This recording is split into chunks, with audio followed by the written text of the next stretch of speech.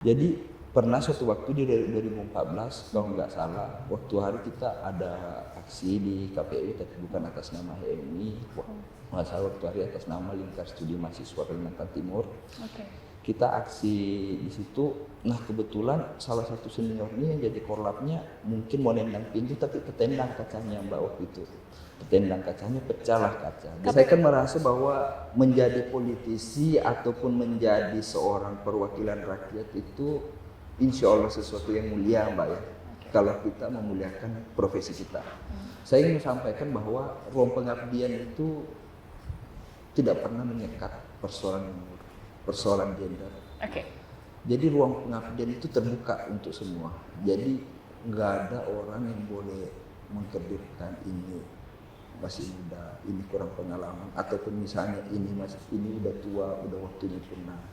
Semuanya punya tanggung jawab gitu, dimanapun kita berkiprah harus ngabdi, harus memberikan kebermanfaatan untuk masyarakat.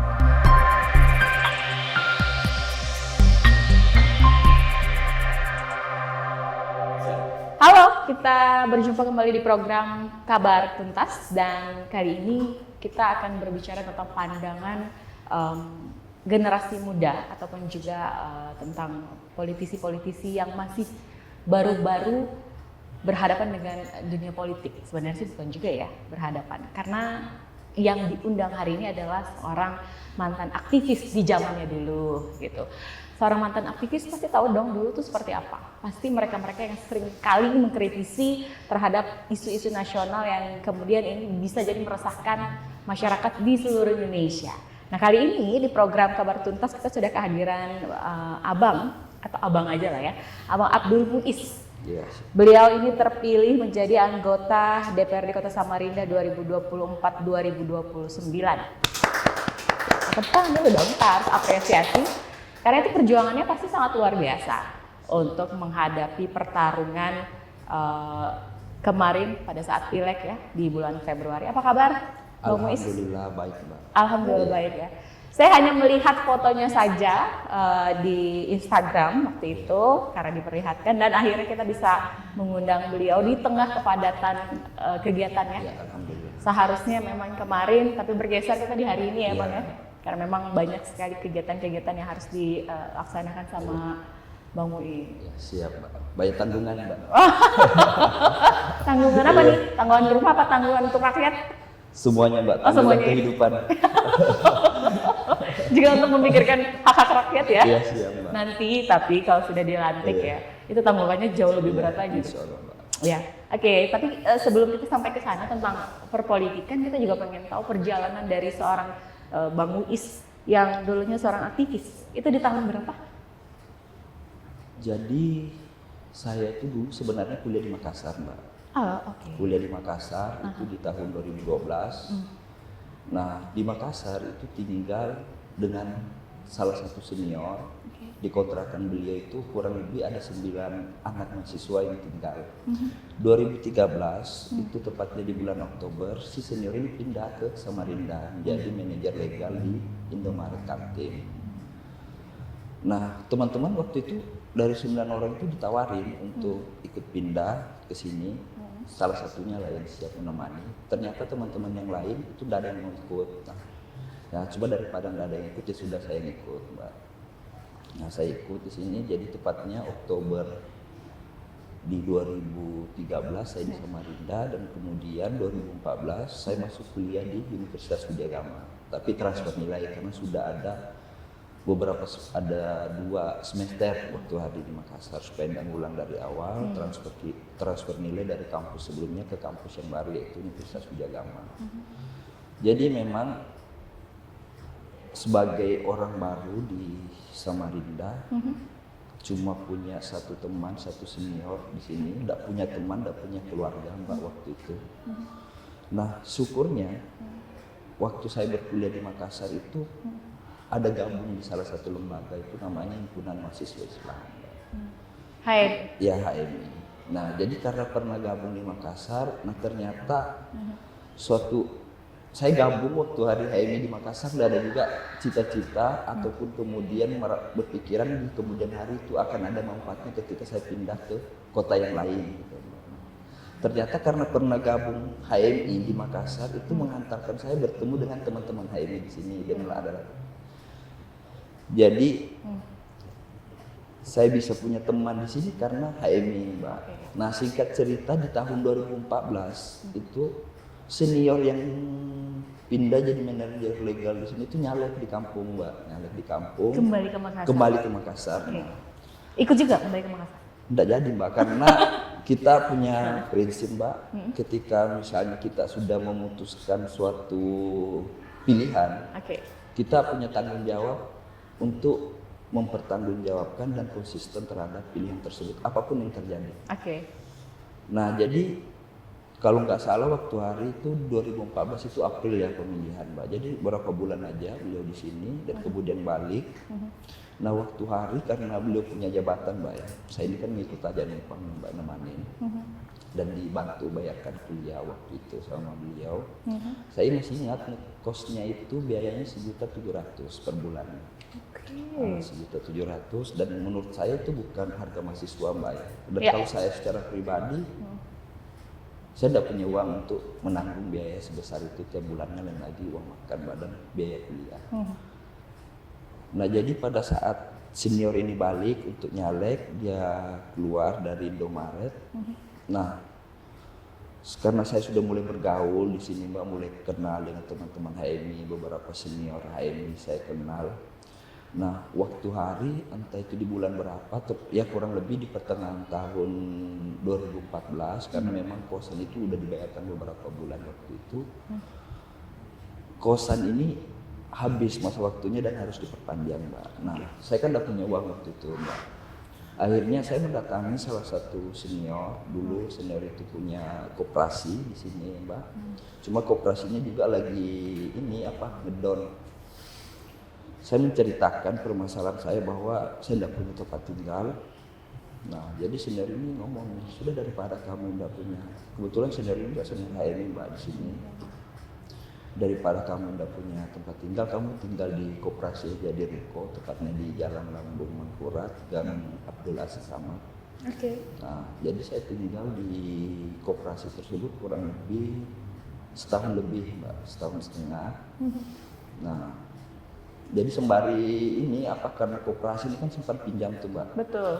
Nah, walaupun misalnya permodalannya lagi turun waktu hari, tidak memiliki modal misalnya untuk meminjamkan lagi ke calon nasabah, tapi koperasi tersebut ternyata masih punya beberapa pinjaman ke orang yang perlu ditagihkan. Nah, ya uang kiriman juga dari orang tua itu sangat terbatas. Mbak, akhirnya bantu-bantu di situ sembari beraktivis nih, Mbak, di kampus. Sembari beraktivis di kampus. Jadi saya tuh baru sadar di situ, Mbak, ternyata nagih utang itu susah. Betul, nagih utang itu kenapa saya bilang susah, karena jadi bisa jadi orang yang punya utang marah sama kita gitu, Mbak. Padahal yang utang ini siapa, jadi datang ke rumah lebih enak meminjam daripada menagih ya. Iya, benar, susah. Tapi ya mau tidak mau kita lakukan itu, Mbak, karena memang ada ya sebagai bentuk tanggung jawab lah karena diberikan tempat tinggal. Jadi 2014 saya juga aktif sudah HMI di Universitas Widya Gama. 2014 tersebut saya jadi ketua komisariat PJ sih, karena waktu hari HMI-nya di Fakultas Ekonomi Widya Gama itu lagi vakum, gak ada orang. Nah, jadi beberapa orang aja, beberapa teman-teman itu melimpahkan ke saya untuk jadi penanggung jawab di komisariat waktu itu. Jadi sembari jalan, Mbak, di 2014 juga, nah ternyata namanya aktivis yang baru itu, Mbak, ternyata kehidupan ini ada fasenya gitu, Mbak. Dulu kita misalnya baru lahir tidak tahu apa-apa nih, Mbak. Kemudian secara perlahan kita tumbuh, tahu menggerakkan badan, tahu bolak-balik, tahu merangkak sampai bisa berdiri dan berjalan. Sama halnya dengan ini ya, organisasi ini? Sama halnya dengan di dunia aktivis. Saya pikir di dunia apapun itu, mau di dunia usaha juga mungkin seperti itu, di dunia birokrasi juga seperti itu. Bahkan saya yang misalnya baru di parlemen ini, baru mau masuk, kemungkinan seperti itu, Mbak. Segala sesuatunya memang harus beradaptasi dengan lingkungan. Nah, jadi waktu itu mulai nih jadi sebagai ya baru aktif lagi di organisasi. Ya kita itu kalau misalnya nih, orang kan kadang menerjemahkan kegiatan organisasi ini demo-demo aja gitu Mbak. Aktivis ini demo-demo aja. Ternyata kan kita banyak program yang lain di luar persoalan kita mengadvokasi persoalan masyarakat Mbak, ya misalnya dengan demo. Di internal kan kita juga ada program-program pembinaan karbotan. Nah, cuma persoalan demo aja. Dulu kalau kita baru-baru tuh Mbak, kita ikut konsolidasi ini momen kita membahas suatu permasalahan dan kemudian kita menyamakan persepsi, kemudian ada kesepakatan persoalan sikap kita seperti apa. Nah jadi pada saat demo kalau kita baru udah usah sebelumnya, pada saat konsolidasi anak baru tuh banyak mendengar Mbak. Belum bersuara senior pada ngomong ini. Nah, ditindaklanjuti dalam bentuk aksi misalnya dengan melakukan demonstrasi. Anak baru itu dia cuma datang berdiri di situ Mbak mendengar gitu. Nah, tapi asal jangan dibungkam suaranya ya. Iya. Jadi ada satu waktu karena anak baru Mbak ya belajar melihat dari mendengar, ternyata kita banyak belajar dari mendengar Mbak ya. Jadi pernah suatu waktu di 2014 kalau nggak salah, waktu hari kita ada aksi di KPU tapi bukan atas nama HMI, nggak salah waktu hari atas nama Lingkar Studi Mahasiswa Kalimantan Timur. Kita aksi di situ. Nah kebetulan salah satu senior ini yang jadi korlapnya mungkin mau nendang pintu tapi ketendang kacanya Mbak waktu itu. Ketendang kacanya, pecah lah kaca. KPU provinsi. KPU Kaltim waktu itu ya. Jadi nah kita kan, saya kan waktu itu masih anak baru nih, anak polos yang baru-baru di dunia aktivis, di dunia organisasi. Jadi semuanya pada ini Mbak namanya anak baru ngikut Mbak, senior ditangkap kita ikut juga ditangkap gitu. Pernah ditangkap polisi ya Mbak, pernah ditahan, tapi tidak sampai sehari Mbak, sore dikeluarin lagi, cuma dapat nasihat-nasihat aja dari abang-abang aparat waktu hari. Jadi singkat cerita, disembar kehidupan saya yang lain tinggal di koperasi ini kontraknya waktu hari cuma setahun 6 bulan, habis nih ini Mbak. Kontraknya koperasi, kontraknya buko. Saya cari solusi lagi waktu itu Mbak, karena keterbatasan kita di persoalan keuangan. Nah saya cari lagi senior siapa ini yang bisa kita tempati rumahnya gitu Mbak. Saya ketemu lagi senior waktu hari, saya sampaikan permasalahan saya. Ini Bang, saya sebelumnya di sini ngekos, setelah itu ada senior yang baik hati menampung saya di koperasi. Nah sekarang koperasi ini habis masa kontraknya. Nah, saya menyampaikan ke senior bahwa kira-kira ada solusi enggak nih Bang. Nah, alhamdulillah senior yang kita tempati mengadu ini punya solusi Mbak, ditawarin tinggal di rumahnya. Nah, ya saya masih ingat kebaikan beliau, hari namanya itu Bang Roni, beliau aktif. Sampai sekarang masih ada? Masih ada di Samarinda. Saya tinggal dulu di perumahan Surenata, Garang Indah. Tinggal di situ setahun lebih juga Mbak. Nah, cuma pada saat tinggal di situ, saya udah melewati lagi jadi aktivis HMI di komisariat. Nah waktu itu udah jadi pengurus HMI cabang Samarinda. Nah, pengurus HMI cabang Samarinda, saya sebagai Kabid PTKP. Nah kalau di HMI Kabid PTKP yang mengurusi persoalan eksternal lah bahasanya teman-teman di HMI Mbak, tapi kurang lebihnya persoalan gerakan yang merespon isu-isu ataupun permasalahan, baik itu isu yang sifatnya nasional ataupun kedaerahan. Nah jadi PTKP ini punya tanggung jawab ya merespon, menyikapi dan mengkonsolidasikan bahkan mendemonstrasikan persoalan-persoalan nasional ataupun kedaerahan. Nah kurang lebih setahun 6 bulan setelah itu saya di 2016 akhir tahun, waktu itu pergantian ketua umum HMI cabang Samarinda. 2016. Nah, saya mencalonkan sebagai salah satu ketua umum HMI cabang Samarinda. Salah satu kandidatnya. Iya. Nah, alhamdulillah terpilih pada tanggal 7 Januari 2017. Nah, karena HMI cabang Samarinda ini punya sekretariat, tepatnya di Jalan Perjuangan 1, dekat kampus Universitas Mula Warman, daerah Pramuka situ Mbak. Nah, jadi saya pamit sama senior karena ini udah punya sekretariat, Bang, saya ini karena dapat amanah di HMI sebagai ketua umum, kayaknya lebih bagus kalau tinggal di sekretariat supaya lebih dekat dengan kader. Nah, akhirnya karena menjabat HMI dapat juga tempat tinggal gitu Mbak. Nah, tinggal di sekretariat.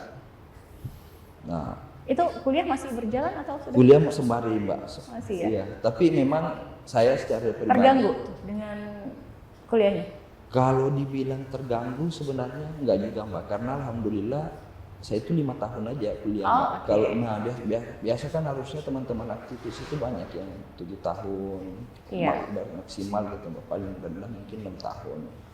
Nah menurut saya di kuliah 5 tahun itu ya normal-normal aja Mbak, karena memang kita kadang ada agenda organisasi keluar kota gitu Mbak.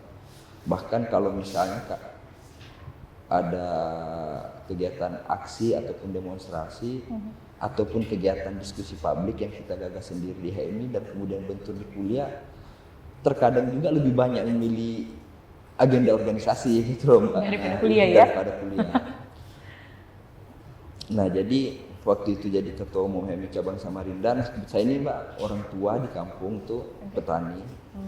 Saya kampung tuh di Utara.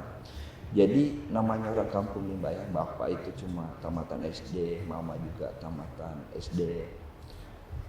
Jadi waktu jadi ketua umum HMI cabang Samarinda kita kan banyak audiensi Mbak, banyak audiensi selain demonstrasi Mbak ya.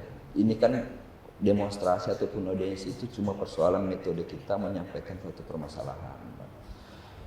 Kadang audiensi sama wali kota, kadang misalnya diskusi sama abang-abang yang ada di DPR, ataupun misalnya sama aparat penegak hukum di persoalan hukum misalnya di wilayah Samarinda.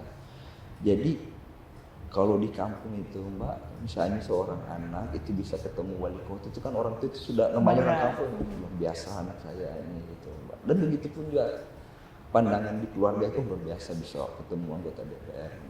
Padahal mungkin bagi anak-anak aktivis, bagi anak organisasi itu dianggap biasa gitu loh Mbak. Cuma orang kampung yang kemudian jauh dari akses kekuasaan nih Mbak, gitu ya kan, akses untuk ketemu dengan elit, pejabat, dan itu dianggap suatu pencapaian luar biasa. Jadi mama saya ini Mbak merasa bangga, maksudnya saya menjadi aktivis karena dilihatnya banyak manfaat gitu loh Mbak, banyak kemajuan, bisa ketemu dengan orang-orang hebat.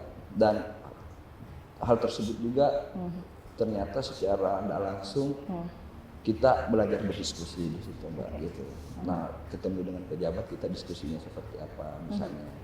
Kalau misalnya mengadvokasi persoalan kerakyatan, komunikasi ke masyarakat itu seperti apa.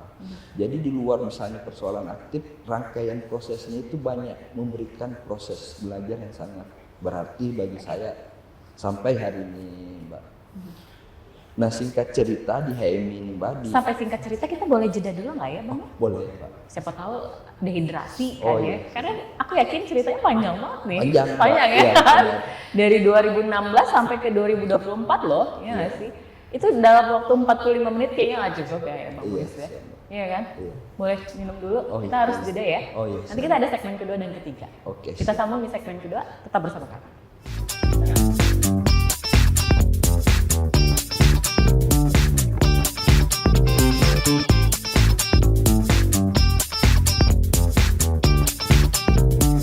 Ya, kita kembali lagi di program Kabar Tuntas dan ini tadi sampai di singkat cerita.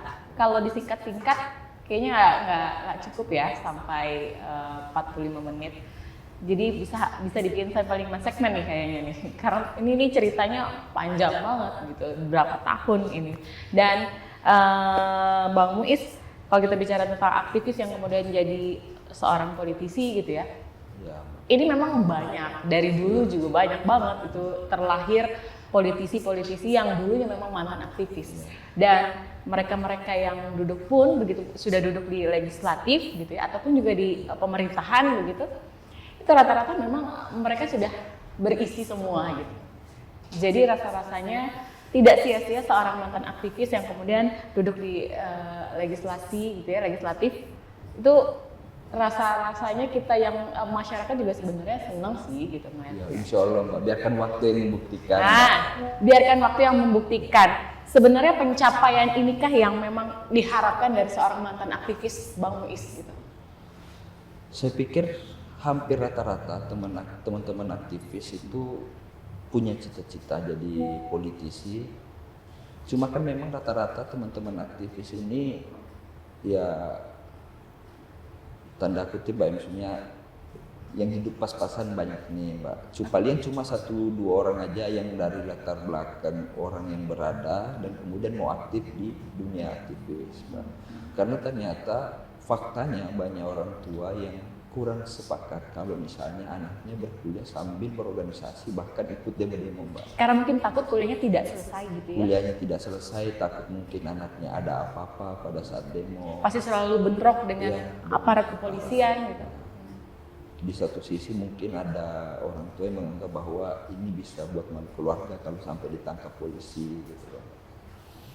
Nah tadi saya menceritakan hal tersebut sebenarnya kenapa saya anggap penting ya karena saya ingin menyampaikan ke teman-teman semua dan sekaligus juga ini motivasi bagi teman-teman yang masih aktif di dunia organisasi sekarang ataupun teman-teman aktivis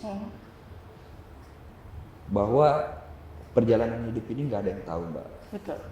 Kita yang dulu itu bukan siapa-siapa, nggak punya apa-apa, bahkan tempat tinggal aja susah, makan aja susah, ya karena kebaikan hati Allah Subhanahu Wa Taala dan juga doa restu dari kedua orang tua dan semangat kita terus untuk misalnya bersilaturahmi, berkenalan dengan siapapun dan kita percaya diri bahwa kita tidak pernah melihat latar belakang mereka, mau dia orang tidak berada, mau dia orang berada, kita tetap percaya diri untuk menyambung silaturahmi ke siapapun.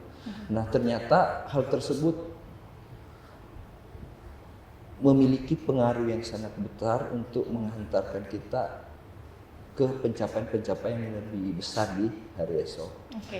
Jadi saya secara pribadi Mbak, maksudnya tidak pernah berpikir bahwa ternyata dengan menjadi aktivis, dengan menjadi orang yang banyak menghabiskan waktu misalnya demo apa dan segala macamnya yang tanda kutip bagi teman-teman di kampus itu dianggap hal yang negatif, jarang muncul di kampus ataupun ada beberapa dosen yang tidak senang. Ternyata hal tersebutlah yang mengantarkan sampai hari ini gitu Mbak, bisa berkenalan dengan banyak orang melalui dunia organisasi di samping ternyata kita memiliki suatu nilai yang kita perjuangkan di dunia aktivis, ternyata dunia aktivis juga membuka relasi kita gitu loh. Oh, itu udah pasti. Ya udah pasti Mbak, karena ternyata dari ruang aktivis ataupun dari ruang organisasi ini yang sebelumnya kita ini bukan siapa-siapa, dunia organisasi ini yang menjadi jembatan bagi kita untuk berkenalan dengan orang-orang hebat. Ya. Oke. Saya pikir kalau misalnya saya kuliah normal Mbak, ya media penghantarnya itu nggak ada gitu. Ya palingan sama dengan teman-teman yang lainnya, kita kuliah secara normal, kita datang pagi ke kampus, selesai kuliah balik, kita kerjakan tugas, kita menyelesaikan studi kita, habis selesai studi kita cari kerja. Itu kan normalnya hidup Mbak. Cuma ya teman-teman aktivis ini juga sebenarnya ada ngambil resiko kehidupan juga gitu loh Mbak. Resiko kehidupan yang gimana maksudnya? Karena secara tidak langsung dengan kita beraktivis, hampir nih rata-rata teman beraktivis itu pasti molor kuliahnya. Oke. Nah, akhirnya kita bisa kehilangan waktu 1 tahun, 2 tahun, bahkan 3 tahun nih Mbak. Sampai 7 tahun kita kuliah, normalnya kan 4 tahun. Nah 3 tahun itu kan bukan waktu yang sedikit nih kita buang nih Mbak. Ataupun 2 tahun itu bukan waktu yang sedikit. Setahun itu bukan waktu yang sedikit. Tentunya juga kalau misal bagi teman-teman yang lain ada yang berpendapat ataupun berpandangan bahwa waktu setahun itu bisa dimanfaatkan untuk hal-hal yang lain daripada beraktivis. Tapi ini persoalan persepsi aja Mbak ya. Ataupun pilihan hidup aja. Ya semuanya ada konsekuensinya saya pikir Mbak.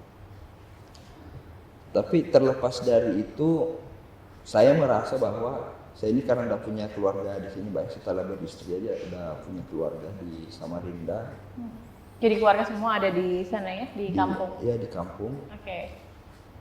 Nah setelah, jadi singkat cerita, saya itu ada suatu momen yang menurut saya itu insya Allah akan diingat sampai sepanjang hidup karena dalam perjalanan hidup ini sebagai seorang anak saya tidak pernah mengingat ada suatu momen-momen yang lain orang tua saya bangun sholat tahajud untuk saya itu pada saat maju ketua umum HMI Bakti Kaltara, tepatnya 2018. Jadi waktu itu pas mau maju karena mama ini ataupun kedua mama bapak ini melihat ada suatu hal yang positif dilihatnya saya aktif di HMI. Jadi waktu hari itu seminggu 7 hari berturut-turut tiap malam itu kedua orang itu bangun tiap malam mendoakan sholat tahajud itu. Bahkan saya pun secara pribadi waktu mau masuk di forum pemilihan itu sempat ini menentukan saya apa mengingat bahwa orang tua ini tidak tahu apa-apa soal dunia aktivis, soal organisasi, tapi itu berangkat dari keyakinan dia bahwa ini bermanfaat untuk anak saya. Saya meyakini bahwa hal tersebut yang memberikan nilai yang mengantarkan saya bisa seperti hari ini. Nah, termasuk maju di pileg kemarin? Maju pileg kemarin, pertama saya minta restu pastinya kedua orang tua. Kalau kedua orang tua memberikan restu, pasti saya tidak akan maju, Mbak. Karena orang tua memberikan restu, orang tua itu sederhana aja jawabnya, Mbak. Termasuk waktu hari pas mau pindah kuliah di sini. Jadi saya ini kan sudah dianggap dewasa, 17 tahun ke atas, Mbak ya. Jadi pada saat pamit mau pindah kuliah di Samarinda, itu jawaban kedua orang tua itu sangat singkat, Mbak. Cuma dia bilang, kalau menurutmu itu yang terbaik, ya sudah gitu loh, silakan pindah. Tidak pernah juga menghalangi nanti di sana kayak apa, di sana ada keluarga.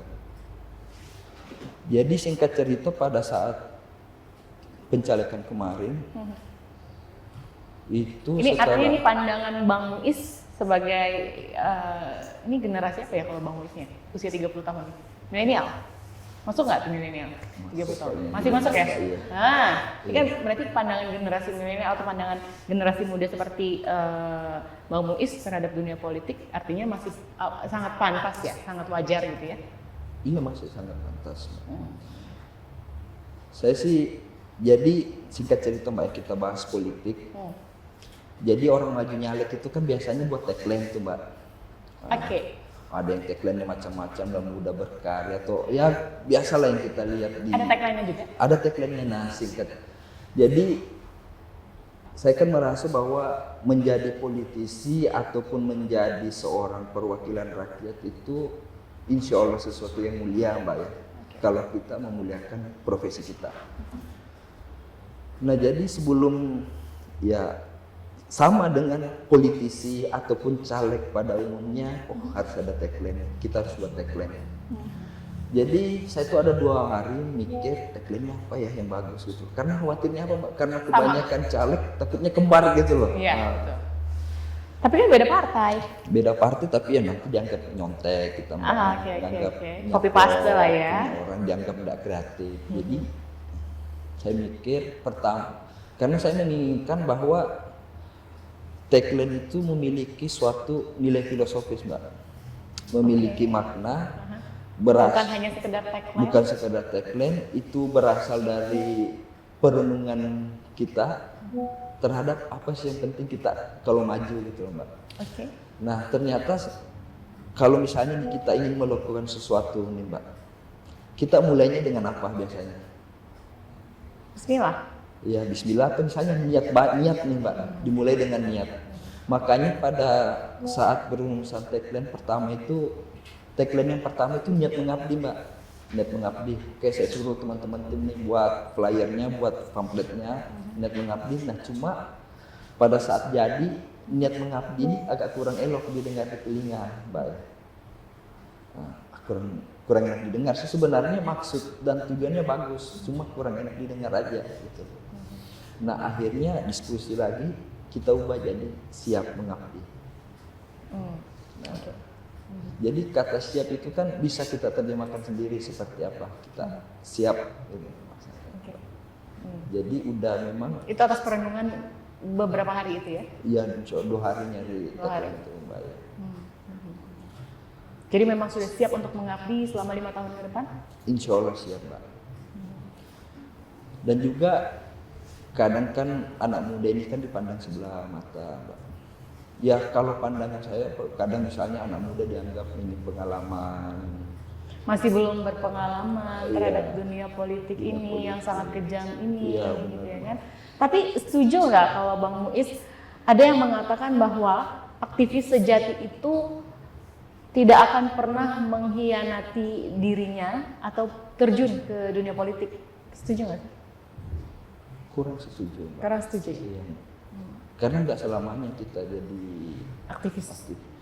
walaupun secara substansi, secara makna, memang terlalu sempit juga kita memaknai aktivisme itu cuma dalam konteks kita misalnya ketua HMI masa bakti 2017-2018, ketua HMI Kaltim. Berapa tahun sih biasanya kalau jadi ketua HMI gitu? Kalau kota kurang lebih setahun, provinsi kurang lebih 2 tahun.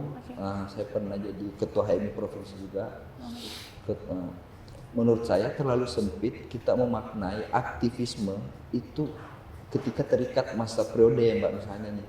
Saya beraktivis cuma ya sudah dari 2014 sampai 2021 nih misalnya Mbak itu. Karena ya aktivisme ini kan kalau misalnya secara makna Mbak, ya orang yang misalnya ingin memperjuangkan perubahan, ingin merubah hal-hal yang buruk menjadi baik, yang kurang baik menjadi lebih baik gitu. Saya pikir bahwa dimanapun kita berkiprah, mau itu di dunia birokrasi, mau di dunia usaha, ataupun di dunia profesional lainnya, semangat itu selalu ada, gitu. Karena itu memang suatu hal yang manusiawi Mbak, karena kita dibekali nurani gitu. Jadi ketika misalnya ada perhatian ataupun kepedulian terhadap orang lain, ya itu bawaan sebenarnya. Persoalan aktivisme ini cuma label aja gitu. Bagi teman-teman yang aktif di organisasi yang setiap harinya secara aktif memperjuangkan hak-hak masyarakat misalnya. Jadi tidak ada ini aktivisme yang sebenarnya itu tidak ada masa periode dan tidak mengenal batasan ruang-ruang pengabdian kita mengabdi ataupun berkiprah di bidang yang mana gitu Mbak. Ya misalnya nih saya hari ini insya Allah Agustus nanti dilantik. Pelantikannya? Saya ya dalam diri saya tetap ada nilai-nilai aktivis itu gitu. Karena menurut jadi ketika saya, suatu saat nanti begitu sudah duduk di DPRD, ada kemudian mahasiswa demo, siap menghadapi mahasiswa itu karena kan memang mantan aktivisnya. Siap menghadapi, bahkan mengapresiasi Mbak, karena kita masih bersyukur kalau masih ada yang demo, berarti demokrasi kita masih hidup. Berjalan, iya. masih hidup, iya. masih bernafas. Masih bernafas. Nah, karena memang biasanya kadang-kadang tuh ada jumlah anggota dewan itu 45, tapi begitu ada yang demo, tidak semua yang keluar. Tidak semua yang menghadapi para pendemo gitu. Hanya ada beberapa. Saya tidak pernah di dalam parlemen sebelumnya Mbak, saya tidak tahu juga. Tapi melihat seperti itu, kalau menurut Bang Muiz gimana? Nanti kan Bang Muiz ini bakal duduk tuh di sana. Saya sih pertama, kalau misalnya nggak ada halangan atau nih misalnya tiba-tiba ada kegiatan apa atau karena misalnya faktor kesehatan, ya wajib gitu Mbak. Karena memang kita punya tanggung jawab mendengar aspirasi. Nggak usah misalnya kita ini di demo Mbak, ini kan yang demo ini kan nyata datang ke kantor. Betul. Tanggung jawab kita kan bahkan kalau bisa datangi masyarakat nih Mbak, datangi orang cari aspirasinya. Betul. Nah ini udah didatangi di kantor, masa kita menghindar Mbak? Nah, sementara kita punya tanggung jawab harus mencari ataupun menyerap, menghimpun aspirasi itu di luar kantor gitu Mbak. Malahan kita bersyukur karena udah didatangi sama teman-teman mahasiswa ataupun LSM atau siapapun itu yang menyampaikan aspirasi di kantor. Karena kita bukan lagi yang kita masyarakat, artinya masyarakat ini juga cerdas gitu loh Mbak, karena lebih proaktif menyampaikan aspirasi. Tidak pasif nunggu di rumah ataupun nunggu di lingkungan RT dia, di lingkungan kelurahan dia, dewannya datang atau pemerintahnya datang nyerap aspirasi. Malahan hal yang seperti itu bukan cuma mahasiswa yang harusnya sadar Mbak, tapi seluruh kalangan masyarakat ketika seluruh elemen masyarakat iya, juga harus sadar. Iya, ketika misalnya ada suatu permasalahan yang urgent memang harus direspon oleh DPR, direspon oleh pemerintah, itu harus datang ke kantor. Karena kita harus memaknai bahwa kantor tersebut itu punya mereka gitu loh Mbak. Mereka punya hak diperjuangkan di situ. Artinya siap untuk memperjuangkan aspirasi rakyat. Insya Allah siap Mbak. Yang diwakili oleh para mahasiswa yang kemudian berorasi di depan kantor itu ya. Iya siap. Jangan sampai menghilang ya Bang Muiz ya. Makanya saya harus dia berhadapan dengan mereka-mereka gitu ya kan. Iya. Karena biar bagaimanapun darah-darah aktivis itu masih mengalir di dalam tubuh Bang Muiz kan gitu. Kita karena latar belakang aktivis Mbak, insya Allah mau memberikan pengabdian yang lebih ke masyarakat. Kalau misalnya selama ini Dewan itu ada agenda serap aspirasinya yang ataupun menghimpun aspirasi itu dari kegiatan reses, insya Allah kalau misalnya ini setelah dilantik di luar reses kita mau ada kayak semacam, saya secara pribadi ini mau ada agenda rutinan tiap bulan itu mau coffee morning kah istilahnya dengan masyarakat gitu. Nah ternyata bukan, saya pribadi kita tidak boleh malu misalnya bahwa untuk ini apa mencontoh hal-hal yang baik. Misalnya nih hari ini Polres itu punya Jumat curhat. Oke. Kita mau juga Dewan harusnya punya agenda-agenda itu karena Setiap memang anggota dewan maksudnya. ya minimal ini dari pribadi Mbak, semoga hal tersebut juga dilakukan. Oh oke kepada oke iya iya anggota iya. Dewan yang lain. Gitu. Inisiasi itu kemudian bisa dicontoh dengan Iya. anggota dewan yang lain Iya, ya. Mbak, benar. Betul. Itu artinya memang pendekatan kepada masyarakat konstituennya. Iya, Mbak. Ya kan, jangan sampai nanti kemudian sudah terpilih lupa Benar. lupa dengan tagline-nya tadi gitu ya kan, padahal tagline-nya udah pusing-pusing mikirin tagline-nya apa, kemudian pada saat sudah dilantik sudah duduk lupa lah dengan hal itu semua, bagaimana perjuangan yang kemarin-kemarin untuk bisa duduk di sini gitu ya kan, itu kan semua karena pilihan rakyat. Iya benar. Jadi kita juga harus berterima kasih dan kemudian juga bisa mempertanggungjawabkan itu semua. Oke, nanti kita lanjutkan lagi di segmen ketiga ya Bang Muiz ya. Boleh dong diminum. Iya, siap. Nanti kita kembali lagi ya.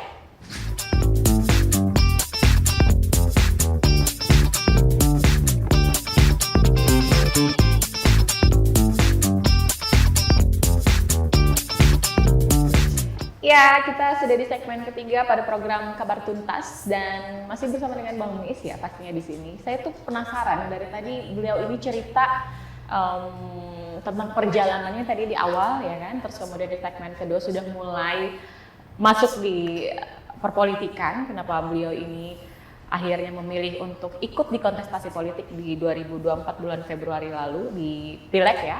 Terus kita juga pengen tahu siapa sih orang atau tokoh di balik dia ini ingin maju jadi caleg 2024 ini. Pasti ada yang memotivasi, ada yang mendorong, yang memberikan semangat. Ayo, kamu harus maju di caleg ini. Ya, selain dari restu kedua orang tua dan juga restu istri, Mbak ya. Nah, setelah berhemi saya aktif di salah satu ormas. Nama ormasnya Barmuda, Barisan Muda Daerah. Oke. Ketua umumnya itu saya panggil Kanda Haji Andri Harum. Oke. Nah, Orang Parpo?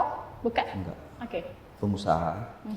Nah, kebetulan saya di situ sebagai sekretaris, Mbak, sekretaris beliau. Nah, karena banyak diskusi dengan beliau, akhirnya beliau bilang, Dinda kayaknya bagus ini apa terjun ke dunia politik. Insya Allah Dinda ini ada bakat untuk masuk ke panggung politik. Ya sebelumnya saya kan sadar diri Mbak, bukan siapa-siapa, enggak punya apa-apa. Tapi dari aktivis itu kan banyak bertemu dengan orang-orang besar. Iya banyak bertemu dengan, ternyata itu juga belum cukup Mbak gitu loh. Karena ternyata politik ini bukan cuma persoalan kita memiliki keinginan berjuang untuk rakyat, memiliki gagasan apa yang mau diperjuangkan untuk rakyat, tapi perlu modal yang lebih dari itu. Kita kampanye itu ada biayanya Mbak. Itu harus kita akui. Nah, awalnya saya nolak Mbak, karena berangkat dari itu saya ngukur diri, ngukur baju. Nah cuma ditawarin lagi sama beliau, ya sudah bismillah maju. Dan kebetulan Barmuda ini tiap bulan itu kita punya program sosial Mbak. Tiap bulan itu ada sunatan massal. Pernah kita buat, pertama kali buat itu sampai 200-an anak. Dan setelah itu karena kita merasa 200-an anak ini selesainya ternyata 2 hari, ya sudah kita buatnya rutin, tapi 50 tiap bulannya Mbak dari Barmuda. Nah ini sementara berjalan sekarang itu operasi katarak gratis dari Barmuda. Kemarin kita buka peserta untuk 100 orang yang daftar itu. Nah, akhirnya yang setelah terverifikasi hasil pemeriksaan dari kurang lebih 80 sekian pendaftar, ada 49 orang yang dinyatakan katarak oleh dokter. Nah sekarang sembari berjalan nih prosesnya, udah sekitar 30-an orang yang selesai. Dan juga ada pembagian kacamata gratis untuk yang Jadi mata. artinya banyak program ya? Banyak program sosial. Banyak program sosial yang dilakukan untuk rakyat gitu ya? Ya berbekal dari itu juga ternyata membantu membranding di masyarakat bahwa Om Muiz ini terkenal dengan aktif di Barmuda mengurusi kegiatan sunatan massal, dan itu menghantarkan menjadi pintu komunikasi ke masyarakat. Jadi ya dari situ juga kemudian ada parpol ya melamar, atau memang Bang Muiz yang melamar ke parpol? Waktu hari ada waktu hari Bang Sigit minta mau ketemu ketua umum PAN Kaltim, Bang Sigit minta ketemu dengan Pak Haji Andri. Nah, kebetulan saya ikut menemani Pak Haji Andri. Waktu hari Bang Sigit minta Pak Haji ini gabung di PAN. Bilangnya Pak Haji saya tidak usah ya di politik. Nah, ini Didamui saja yang gabung di PAN, nanti nyalek. Nah, itu pertama kalinya gabung di PAN itu kalau nggak salah tahun 2022, Mbak. Oke. Oh, baru 2 tahun yang lalu? Baru 2 tahun yang lalu. Berarti gabungnya langsung di Kaltim? PAN Kaltim? Atau di kota? Waktu hari belum masuk struktur, Mbak. Okay. Cuma ya gabung sebagai anggota PAN aja. Belum kader? Belum kader. Oke. 2022 ya? 2022. 2022. Kemudian akhirnya berjalan waktu ikutlah pendaftaran menjadi seorang caleg. Iya. Dan kemudian terpilih. Iya. Pastinya pada saat itu juga ada perjalanan untuk selalu sosialisasi pada masyarakat ya, terutama di dapilnya Bang Muiz. Dapil berapa? Dapil 3 Sungai Kunjang, Mbak. Dapil 3 Sungai Kunjang. Oke. Selama sosialisasi atau mungkin masa kampanye saat itu pasti banyak sekali warga atau masyarakat yang kemudian menyampaikan aspirasinya ke Bang Muiz ya. Ini kita langsung singkat cerita karena memang kita sudah di segmen terakhir sebenarnya. Kita juga pengen tahu gitu apa sih yang disampaikan sama masyarakat atau mungkin harapan dari masyarakat ketika nanti Bang Muiz itu terpilih atau duduk nanti di legislatif. Jadi ternyata dari sosialisasi atau kampanye itu secara tidak langsung kita mendengar keluhan masyarakat, apa masyarakat yang membutuhkan, Mbak. Di antara banyaknya sosialisasi tatap muka ataupun senang bareng dengan ibu-ibu pagi hari, menurut saya yang paling berkesan ketika waktu itu saya ini bermuda selesai melaksanakan hitanan massal di SD Lobua, SD 15 kalau nggak salah. Jadi karena itu fasilitas pendidikan kan tidak mungkin kita kampanye itu Mbak di kegiatan tersebut. Nah, jadi saya memutuskan seminggu setelah kegiatan saya mendatangi satu persatu orang tua anak yang telah disunat itu door to door. Nah, di antara beberapa orang tua anak yang saya datangi itu yang paling berkesan ketika ada ketemu salah satu ibu. Nah, ibu itu kalau nggak salah anaknya ada 4 anak. Nah, dia menceritakan soal kondisi anaknya yang baru sunat kemarin. Nah, dia cerita bilangnya kami Pak susah beli buku di sekolah ini, kita wajib beli buku LKS. Kalau nggak salah dia menyampaikan waktu hari kurang lebih 700 atau sampai 800 ribuan harga bukunya.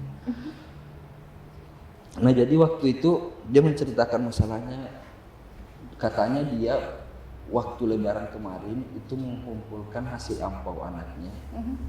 Itu terkumpul sekitar 70.000 kalau nggak salah. Kalau anak biasa lebaran kan datang ke rumah tetangga, rumah kerabat, dapat ampau sudah dikumpulkan 70.000. Uang hasil ampau tersebut dia kumpulkan dan kemudian datang ke sekolah menemui wali kelas, menemui kepala sekolah, minta kebijaksanaan dari kepala sekolah dan wali kelas, bisa enggak bukunya ini dicicil? Kepala sekolah dan wali kelas enggak mau. Terus dia minta lagi, bisa enggak bukunya ini difotokopi aja supaya bisa lebih murah? Kepala sekolah dan wali kelas enggak mau.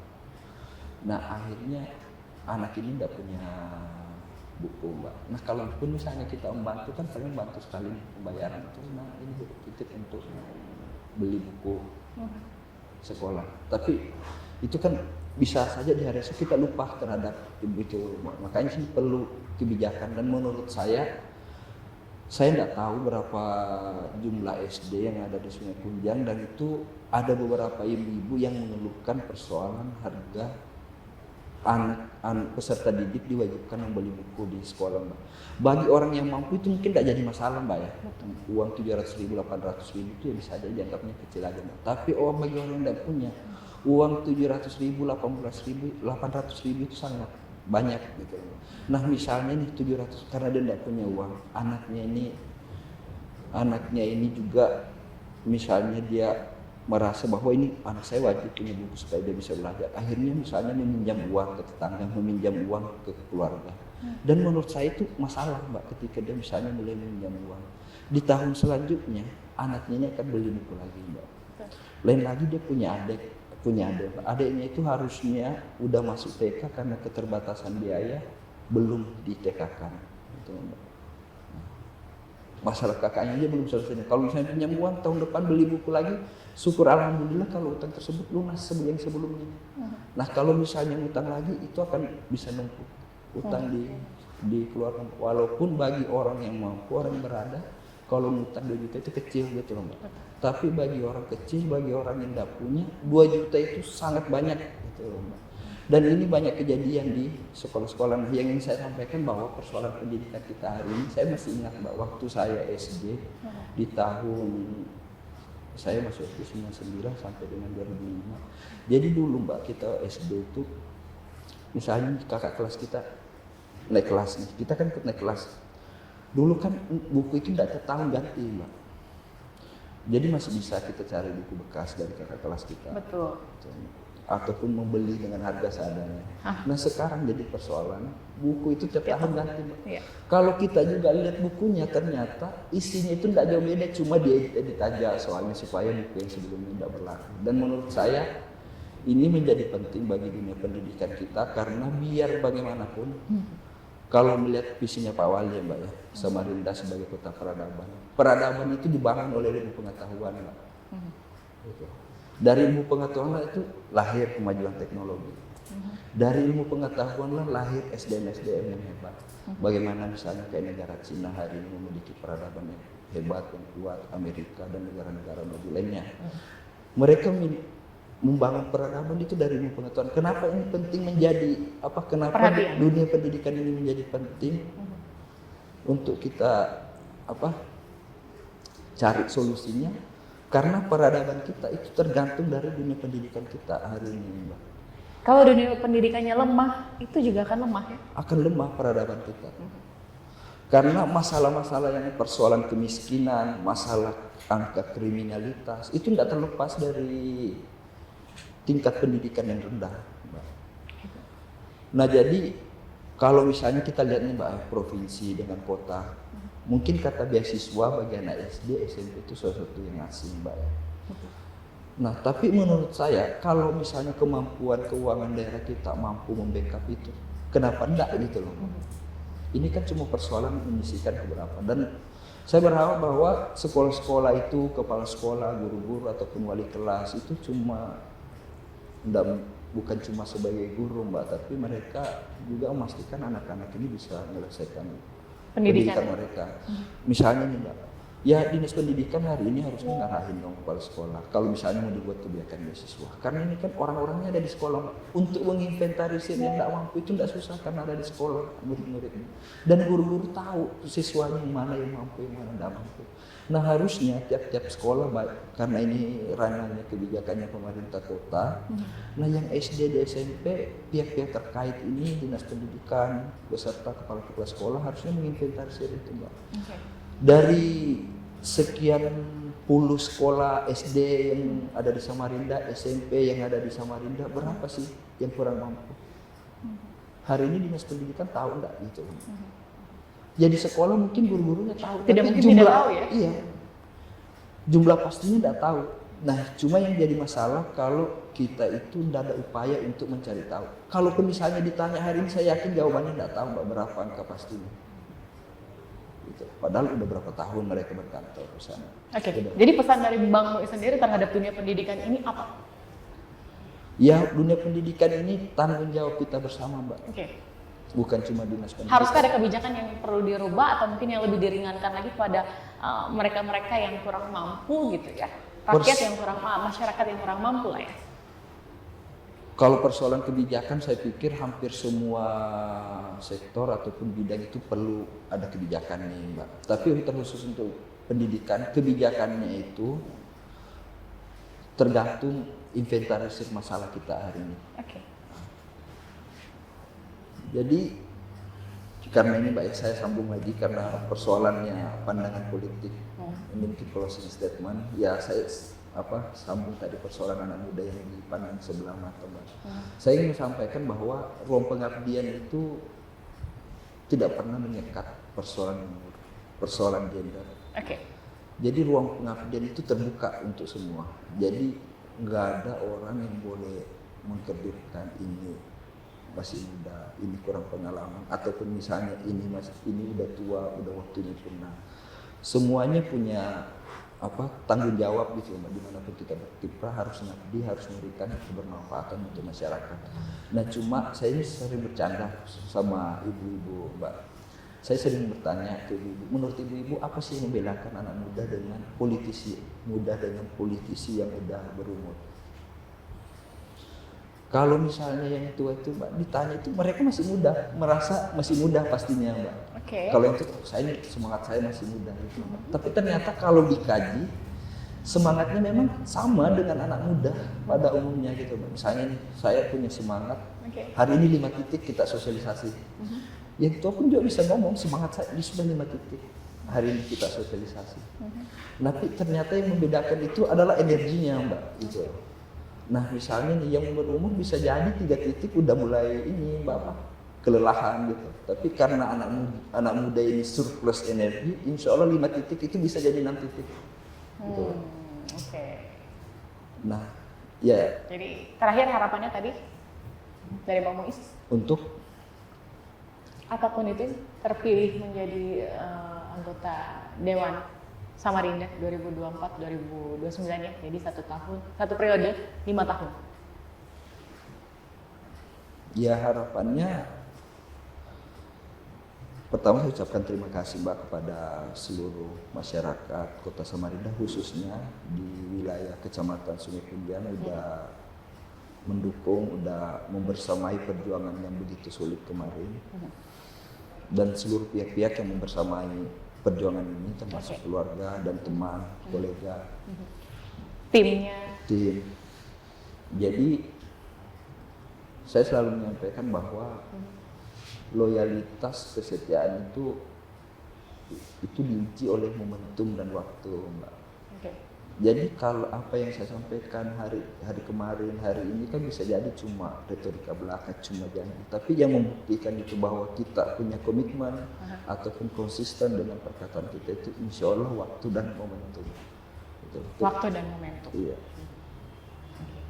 Ya karena masih muda Mbak, tentunya kita mau karir kita di politik panjang, ya tentunya semua politisi tahu resepnya gitu Mbak. Kalau panjang itu seperti apa.